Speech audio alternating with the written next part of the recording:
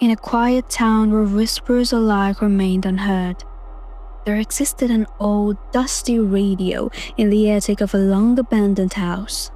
The townsfolk spoke of it in hushed tones, recounting tales of eerie broadcasts and chilling voices that beckon lost souls. Alright, ready to get scared? Get cozy, turn off the lights, and let the chill begin. Violet, a curious college student, had recently moved into the neighboring cottage. Intrigued by the stories of a haunted house, she decided to investigate. Armed with her flashlight and thick sweater, she made her way to the dilapidated structure as dust encroached upon the sky. The atmosphere thickened with an unsettling chill as she crossed the threshold. The floorboards creaked beneath her weight, echoing her presence in the stillness. Cobwebs draped across the walls like tattered curtains, and the air was heavy with a scent of mildew and decay. As she climbed the rickety staircase, her heart raced with anticipation and fear. The attic door barely hung on its hinges, creaking eerily as she pushed it open. Dust motes danced in the beam of her flashlight, and there, in the corner, stood the radio, an antique piece adorned with the brass knobs, its wooden body cracked and worn. Something compelled her to approach it.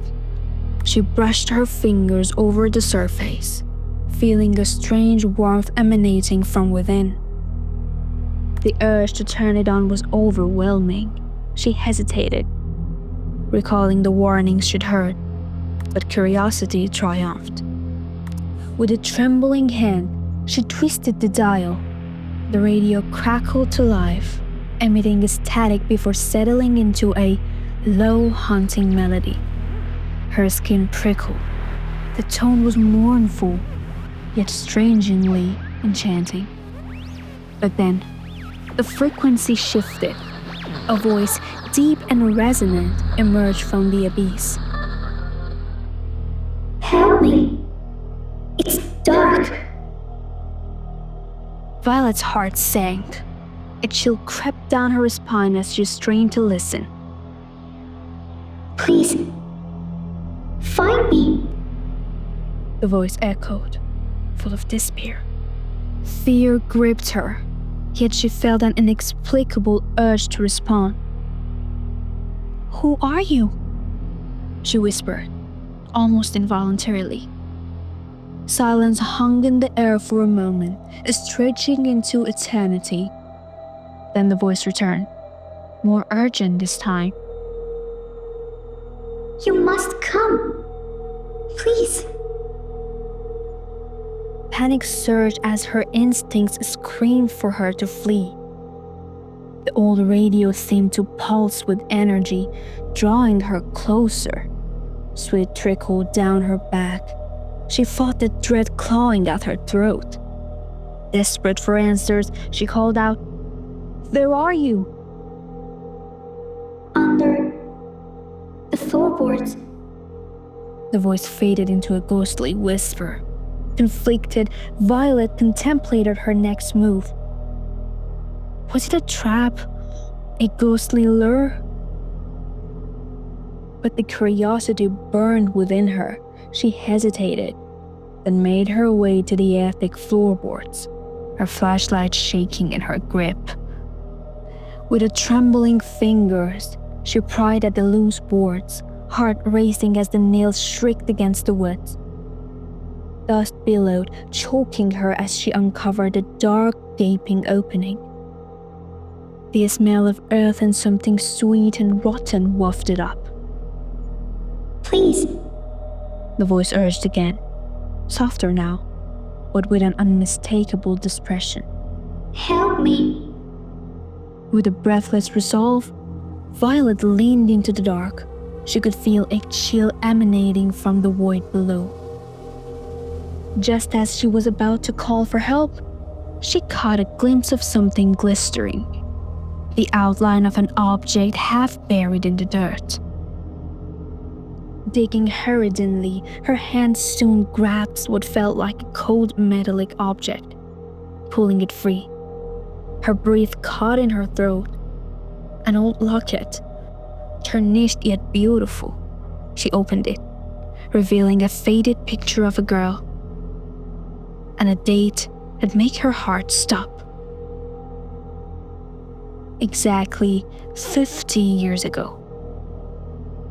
Violet, The voice whispered, now a soft sigh that echoed sorrowfully. you found me. Suddenly, the room filled with a rush of wind. The radio blurred, a cacophony of static, drowning out the voice that had lured her. The attic spun around her, a whirlpool of darkness and suffocating fear. The chorus of voices screamed through the static. In a panic, Violet dropped the locket and stumbled back, nearly losing her footing. The voices melded into a singular wail, echoing anger, sorrow, and despair. She dashed towards the staircase, her heart pounding louder than the chaos surrounding her. She slammed the attic door behind her, praying for it to hold. Heart racing, she fell down the stairs out of the house and into the cold night air. Looking back, she saw the outlines of shadows swirling within the windows. Breathless and shaken, Violet raced back to her cottage.